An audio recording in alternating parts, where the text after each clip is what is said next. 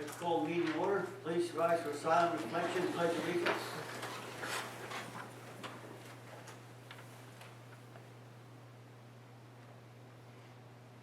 Pledge allegiance to the Flag of the United States of America and to the republic for which it stands, one nation, under God, indivisible, with liberty and justice for all.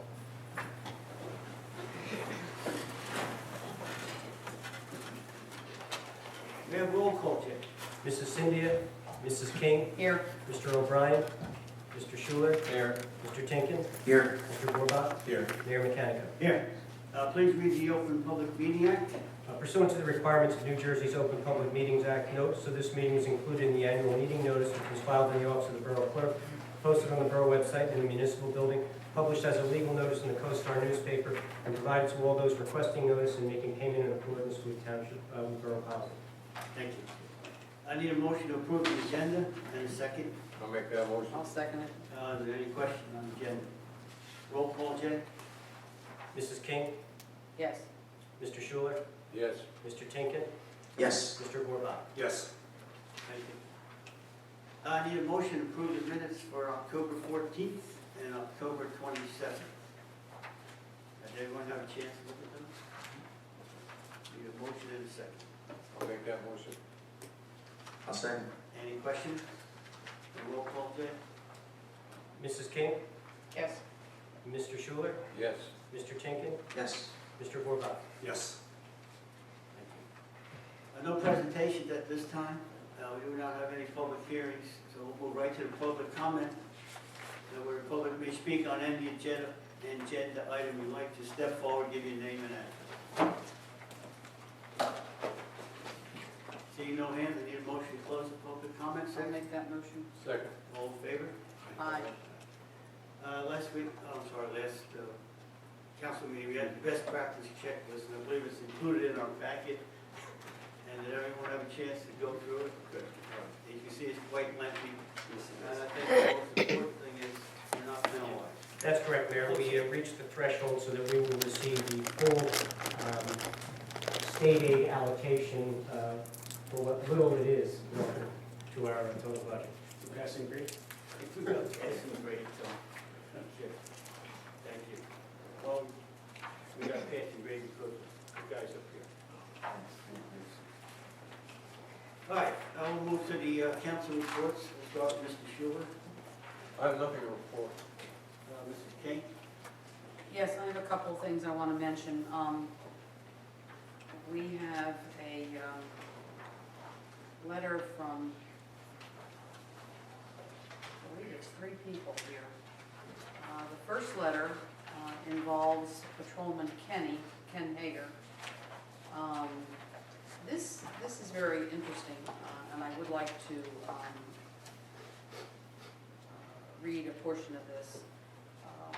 Mr. Hager was called to a residence in Fairway Mews, and Officer Ken Hager and a second patrolman came to Fairway Mews this afternoon in response to our concern about an unauthorized person going door to door to solicit business. He did not come through our main gate where his entrance would have been denied, but instead parked on an outside road and entered Fairway Mews on foot. And when this woman asked him if he had spoken with security, and he said no. But the officers went in there to this response, and I don't know who the other officer was. It doesn't mention it here, but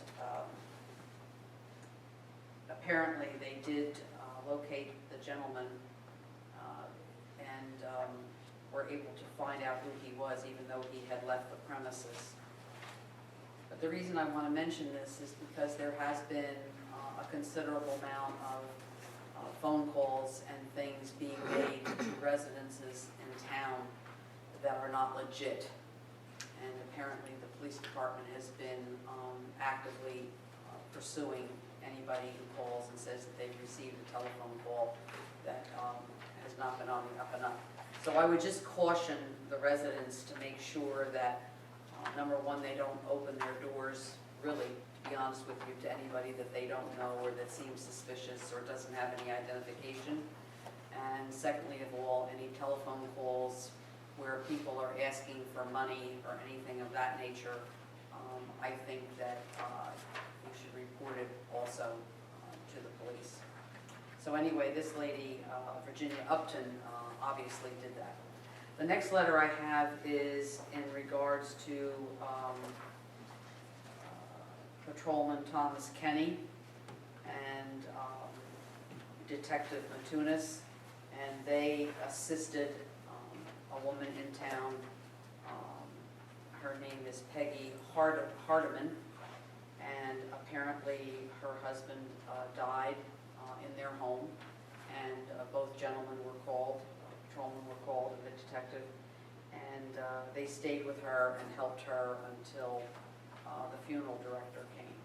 And then the third letter I have is from a Rosemary Gleason, and she is thanking Zachary Ramp for his assistance when he came to help her out. And those are the three letters.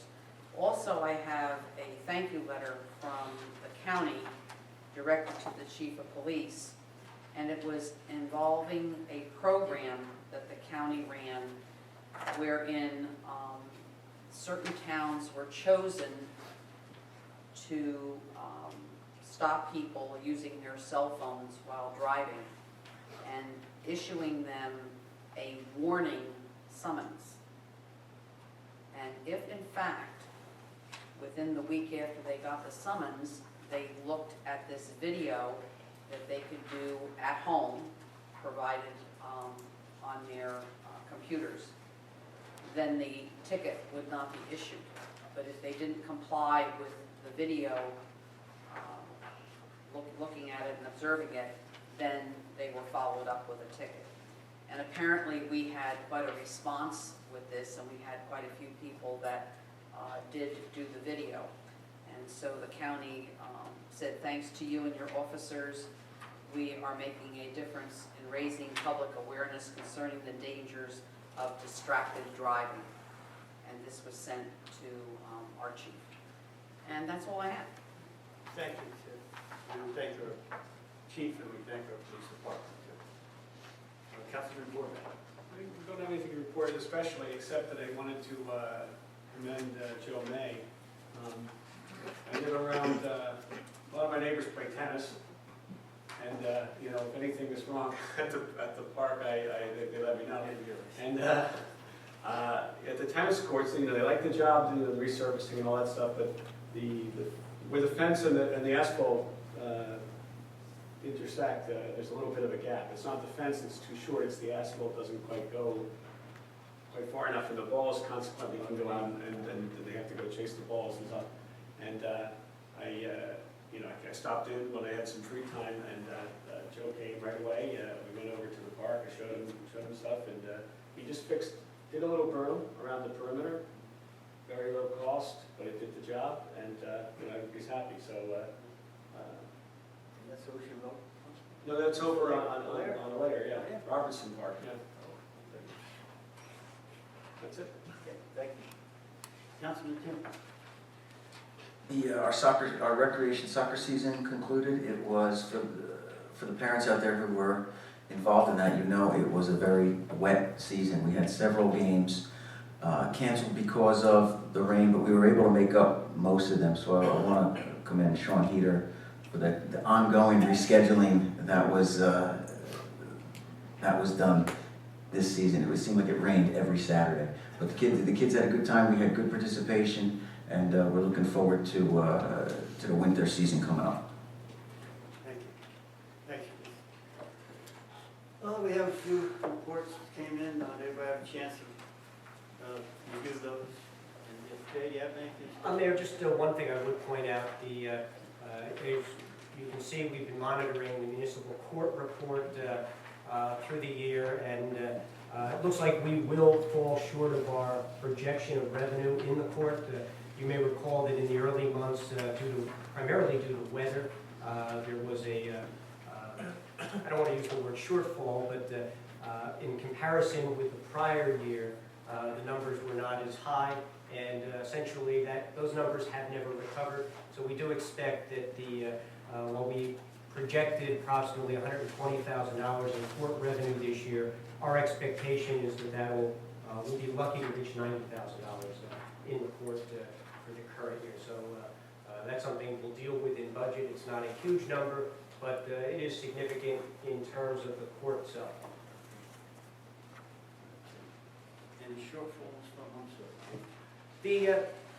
The court revenues are almost exclusively a function of tickets issued. In the early months of the year, there was not as much traffic violations, not as many traffic violations. So I guess when it snows, people are generally not out speeding.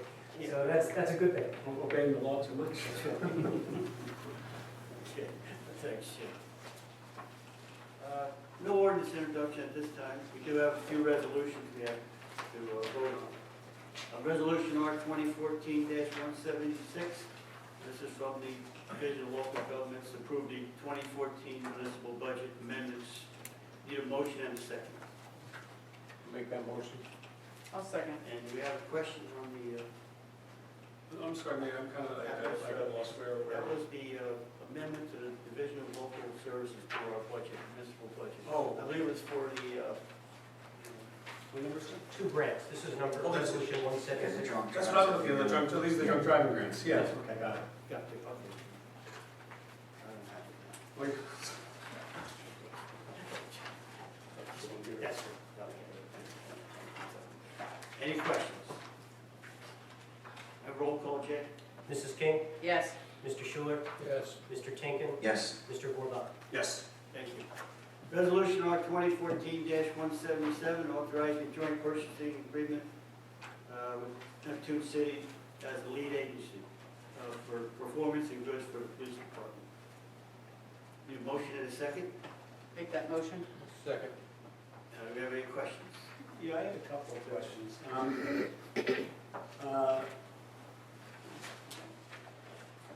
The way I read it, Neptune does the purchase orders, they're responsible for all that stuff.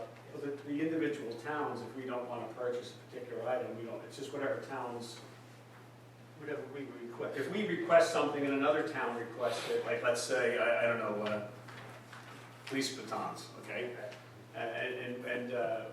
So a couple of towns want that, and we join in, and we get to see the price and before we purchase, or, Yes.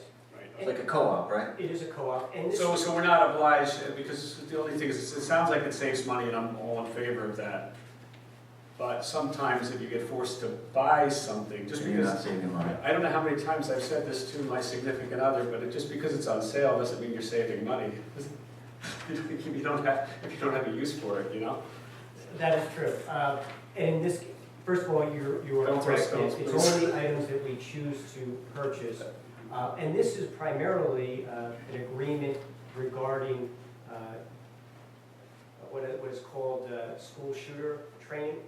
So it's the supplies that are involved in that training that takes place.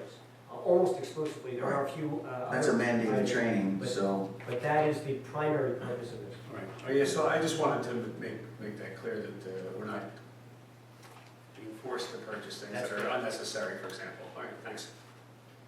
Anything else? Anything else? Did we have a motion in a second? We did. Yes. Mrs. King. Mrs. King, Yes. Mr. Schuler, Yes. Mr. Tinkin, yes. Mr. Gorbach. Yes. Thank you. Resolution R 2014-178, authorizing adjustment to the water facility sewer utility accounts. I need a motion and a second. I'll make a motion. And a second, I'll second it. do we have any questions? Jay, what's These, what happened here with these? well, let's take them one at a time. The first is they're both related to situations where there were leaks. One was broken pipes, and it has been the policy to make an adjustment in those instances where a pipe breaks and the water does not go into the sewer, that we make almost a complete adjustment of excess sewer costs, and we make a prorated amount on the water. And generally, it's 25% as a one-time adjustment to the bill. The second one was a combination of broken pipe, but also a faulty toilet. In those cases, there's an adjustment made, but it's not a complete adjustment of the sewer cost because the water was used, did go into the sewer.